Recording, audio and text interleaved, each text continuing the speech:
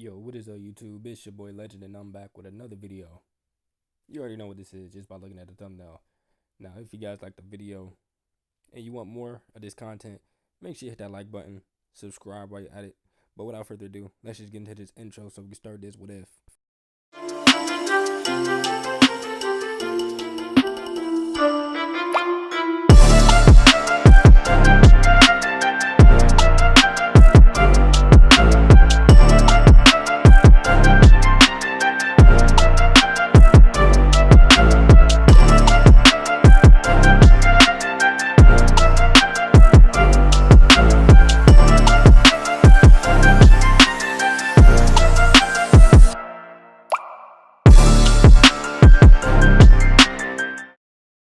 We start this episode off with a panting Yamato.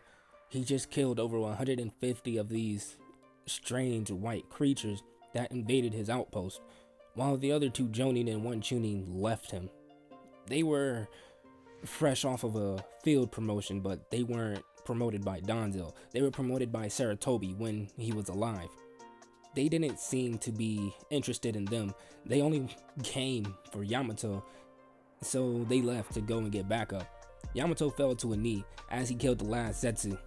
Black Zetsu then rose from the ground as he latched on to Yamato. He tried to struggle, but he was tired and unable to fight.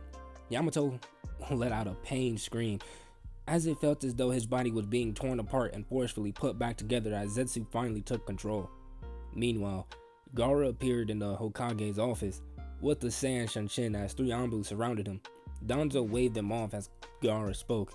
Hokage-sama, I came to inform you that the stone has made their first attempt in infiltrating Fire Country. Two of them tried to sneak past the border, but I intercepted them and disposed of them. Danzo nodded gratefully. Having someone like Gaara was a huge advantage. He wasn't as strong as Naruto and Sasuke when they go all out, but he was strong enough to keep up with them for a little bit. But they were just faster by a good margin, and Naruto was a lot stronger in terms of strength.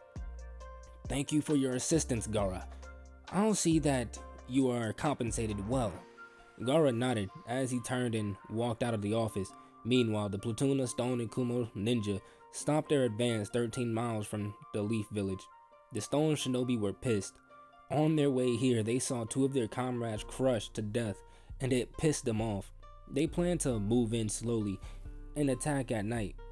They weren't worried about the village barrier because they were stone ninja. They could just tunnel underneath it and collapse a good portion of the village. The platoon of shinobi settled down as they started to relax a little and gather the chakra that they had lost from their travels. Meanwhile, in the stone, Kuratsuchi was in the Tsuchikage's training ground with Inoki. She was panting and hunched over with her hands shaking and burned. Inoki was currently teaching her the particle style jutsu. Inoki floated over to her and placed a hand on her shoulder.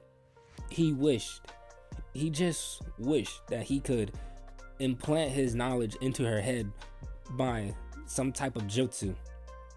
That's enough for today. Your reserves are depleted, and I won't damage your chakra coils, said Inoki. Kuratsuchi nodded as she collapsed over on shaking legs. 5 hours later in Konoha, it was now dark and Jiraiya was sitting down on a bench looking up into the sky. He had too much shit to deal with. First it was the Akatsuki. Now he has to participate in a war that was provoked by the cloud. Jiraiya looked down at the newly purchased bottle of vodka that was in his hand before he smashed it onto the ground. He didn't even know why he got it. He told himself a long time ago he wouldn't touch any alcohol in times like these. He looked back up to see Tsunade approaching him as she took a seat next to him. What a waste of a good drink, said Tsunade. Jiraiya only gave a snort. Why did I let you drag me back to this shitty predicament? Jiraiya gave a chuckle. Because the kid beat you, so you had to come back. Drunk or not, you still lost. Tsunade then felt a arm wrapped tightly around her waist as she was pulled away by Jiraiya. As the ground underneath them collapsed, the two landed a distance away and found themselves surrounded. Tsunade was pissed. She just got off work from the hospital, and now she was surrounded by enemy shinobi. Jiraiya wasn't in the mood either. He wanted to just relax, but now he was being forced to fight. The stone shinobi that surrounded them were not going to have a good day. Meanwhile, the Kumo shinobi scattered throughout the village. They had one mission: cripple the leaf as much as possible and leave. The stone shinobi were just the distraction. The place the Kumo shinobi went was the hospital. This one was the most important thing of war. With no medics, the shinobi were easier to dispose of. On their way to the hospital, some of the shinobi broke off and headed towards the academy, and others went to nearby food shops and the intel department. But none of them seemed to notice the small black snakes and rats that were in the shadows as they scurried away. Back with the two Sannin, they were sending bodies flying. They were now making a lot of noise while fighting. Rasengan! Jiraiya slammed the jutsu into a stone shinobi that came at him with haste. Tsunade was dodging and only countering strikes that were sent at her. After all, medics were supposed to try not to get hit at all.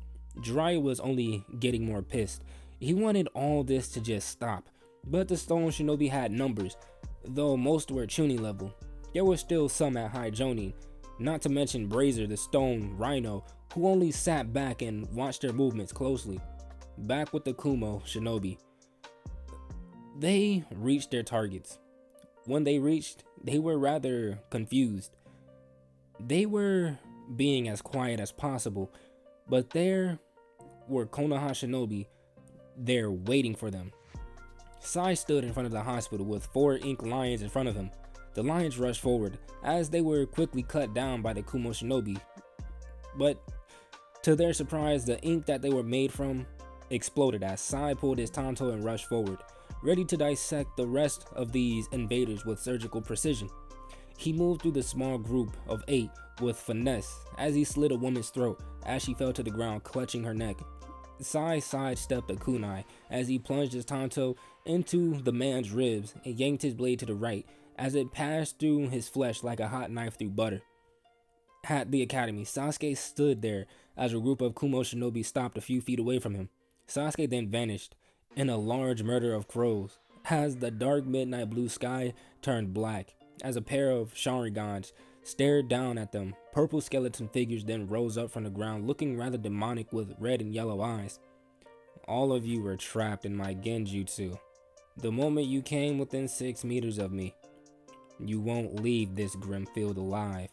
These sadistic and animalistic creatures will strip the skin from your flesh. Meanwhile, Danzo looked out of the window of his office. He had a pissed off look on his face. If he could, he would go out there and deal with the problem himself. But his shinobi seemed to have it under control. Meanwhile, Naruto placed a hand in a half ram seal as 10 clones poofed into existence.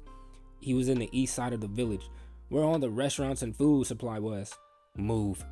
With that, Naruto and his clones scattered as they started to take out small groups of foreign shinobi that attempted to cripple his home. With the real Naruto, he heard a horrified scream as he cut through an alley and exit at the end, making an immediate right as he saw Toechi. This was one of the few people that treated Naruto kindly from the beginning, and he laid sprawled out on the counter of his shop, torso cut open, body singed and eyes wide with shock. But Naruto knew he was dead. There was nothing that he could do. He was still 12 meters from the shop. Even if he was still alive, he wouldn't be able to save him, and it enraged Naruto as his eyes became slitted in red as he picked up his speed from the boost. He shifted his gaze as his eyes narrowed animalistically. Ayam was pinned to a wall with her hands tied above her head as a loose pipe calls from the attack. Her blouse was ripped open, with her right breast exposed due to her torn bra. Her skirt was being forcibly pushed up as a Kumo shinobi was in front of her, one hand on her throat, fighting her movements. Another propped her leg up as his pants were down. Ayam had tears falling down her face as she stopped fighting and just looked away. As she closed her eyes, this man was going to rape and then kill her. She then felt something warm spray onto her face as his grip on her released, followed by a thud. She turned her head and saw Naruto. His eyes were slitted in red as he looked at her. "Did he harm you, Ayam?" She looked down at the dead body in front of her. His entire chest cavity was blown out. One lung looked deflated and the other was shredded. Part of his rib cage was shattered, with some of the shattered pieces splintering into his heart. Ayam realized that the liquid that had sprayed on her was blood. She ran up to Naruto as she wrapped her arms around him and started to sob into his chest. But Naruto had no time for this. He created another clone as it grabbed her bridal style and took her someplace safe. Naruto then turned to Toechi's dead body as he placed a hand on it and closed his eyes. "I'll make sure that they get what they deserve. Every last one of them. You were someone I didn't want to lose, and they took you away from me and Ayam." A tear fell from Naruto's eyes as he wiped it. He then heard footsteps and laughs behind him as he slowly turned around. "Look here, boys. This weak excuse of a shinobi is crying over some dead old store owner.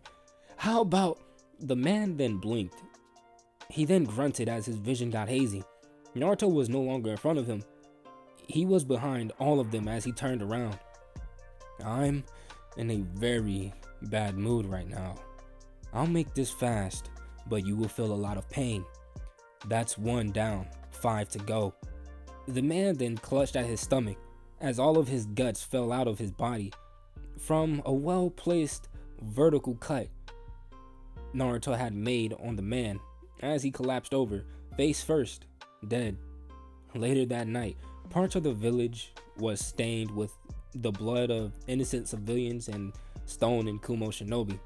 Sasuke had blood coming from his eyes as Yujiro supported his weight. Her and Akko were tasked with getting the civilians to safety, so they didn't see much action. Hinata, Neji, and Hanabi stayed in the Hyuga compound, while Ino, Choji, and Shikamaru came together and defended the IT department. Naruto hated this. They just came into his village and tried to destroy everything. He was irate. He wanted to go to Kumo and burn it to the ground himself. He currently stood in front of Danzo as he ranted. He usually didn't do this, since he would get disciplined from it, but Danzo was feeling the same way. "I just don't know how they got past the barrier so easily.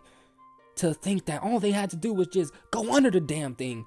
What fool makes something like that? I mean, it was a borderline shit show out there." Danzo raised his hand as Naruto took a breath. "Are you done?" Naruto sighed as he nodded and gave his apology. "Do you think you could do better with making the village barrier, Naruto?"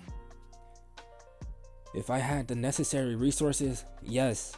The barrier would be extended by 3 miles in all directions, and it would be none of that shit where you could just pass by going under it.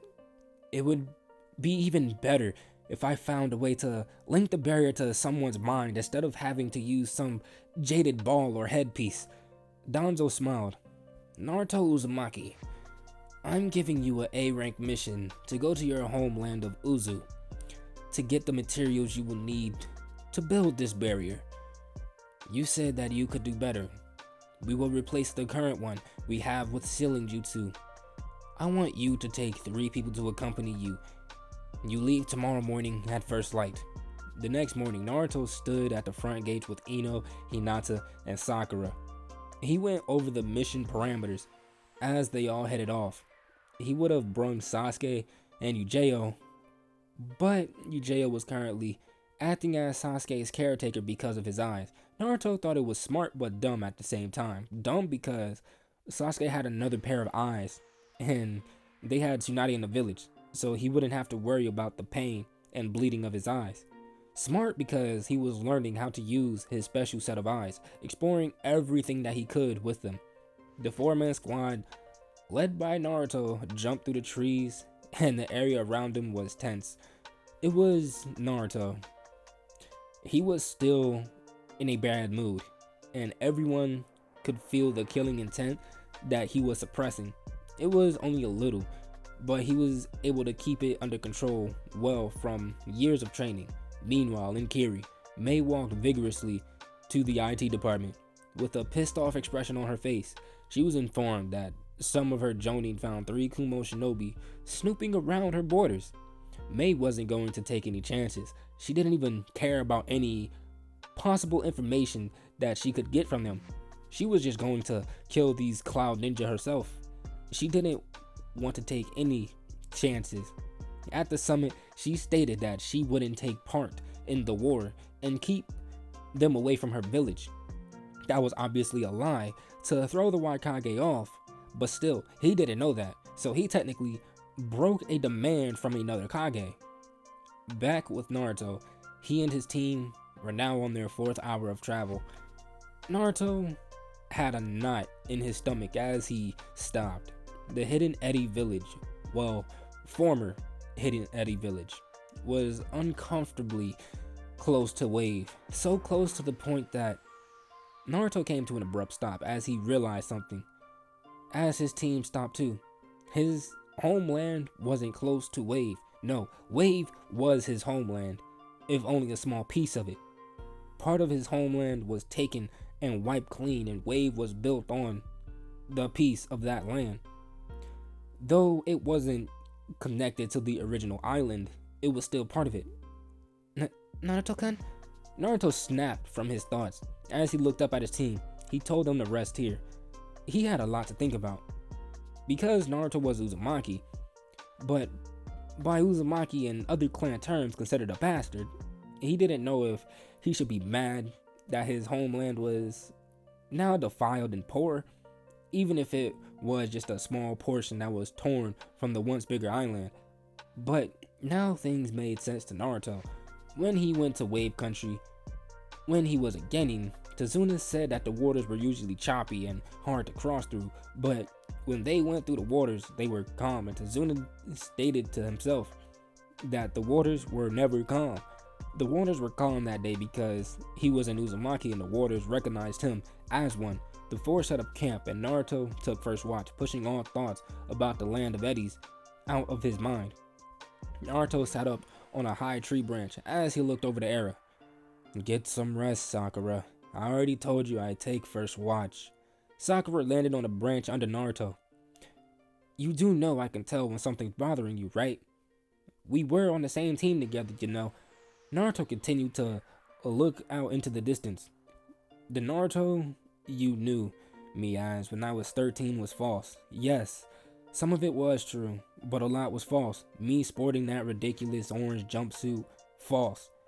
Me being friends with everyone, false. Me pretending to hate Sasuke, false. The Naruto you knew was a lie." Sakura sighed. "What about you wanting to do anything to help a friend? What about your ninja way to never give up?" Naruto nodded and said that that was true before he sighed. He wanted to be alone at the moment, but Sakura herself, she was just being persistent. So he told her his thoughts. Meanwhile, in Tsuna, a Sand Jonin was sneaking around outside the Kazekage's tower. He had just left the tower and had a large stack of papers that he sealed into a storage scroll. The Jonin looked around the almost empty streets before casually walking off, going to the village gates. When he got within 10 meters, he felt that something was off. Tatsumi, one of the 3 Konoha shinobi, was at the gate, talking with Kankuro. The Jonin hesitated a little at the sight of both Tatsumi and the puppet master that saw this. Yes, being a puppeteer is a unique skill, but what makes the Inuzaka so great is that they always fight in a pack. With that, both Tatsumi and Kankuro burst into smoke as Kakashi landed in front of the Jonin, his Mangekyo Sharingan already spinning, as the man started to collapse, but chakra strings attached to him, keeping him up, as he was guided back to the Kazekage's tower and placed in front of Tamari. "Kakashi, may you please undo the Genjutsu? I want to talk to him, Kage to inferior spy." Kakashi did what was asked, and the man came too. "Are you surprised, Fubuki? Or may I say Kenpachi?" The man's eyes widened. He was found out, and he was going to die by the hands of the Kazekage. "You know, I really hoped that Kakashi was wrong. I didn't want you to be a spy for the Hidden Stone.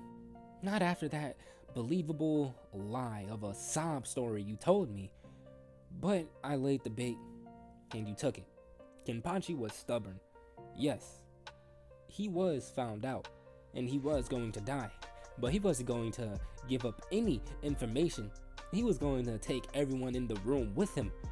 Kakashi reached into the man's coat and pulled out the scroll and gave it to Tamari. And that's when it happened. Kenpachi looked up at him and bit down hard on his tongue as his body began to glow. He was going to explode and set the surrounding air on fire. Tamari saw this and gave an order. Everyone out, now. The room cleared, and it only left Tamari and the spy. Stupid bitch. You saved them, but I'm taking you with me, and there's nothing you can do about it. Tamari stood from her desk and walked up to him, now only 5 feet away. Is that so? As far as I'm concerned, the jutsu you activated needs to have air to fully be effective. But what if there's no air in the surrounding area? Then it's a suicide jutsu with no purpose. I removed the medium from the room, the medium being all the air. I can hold my breath for 5 minutes at a time, and you only have 4 seconds. With that, the man went off in a rather small explosion, as it only left a pile of his remains on the floor. Tamara returned the air as she shook her head. A jutsu that requires the wind to be effective is no jutsu when up against someone like myself. I'm now the best wind user in the world, so removing the air from a room is child's play to me. But guys, I'm gonna end it off right there. If you guys enjoyed the video, make sure you hit that like button, subscribe while you're at it. But without further ado, I'm out, and I will see you guys in the next one. Peace.